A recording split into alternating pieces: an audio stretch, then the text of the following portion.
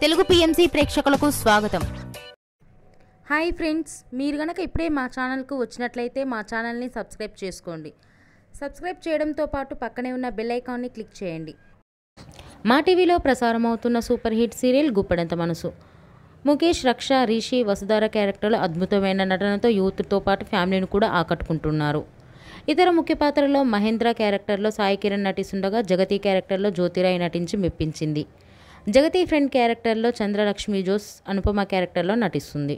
తాజాగా రిషి, వసుధార వారి లేటెస్ట్ ఫొటోస్ని అభిమానులతో పంచుకున్నారు. ఆ ఫొటోస్ని మనం కూడా చూసేద్దాం.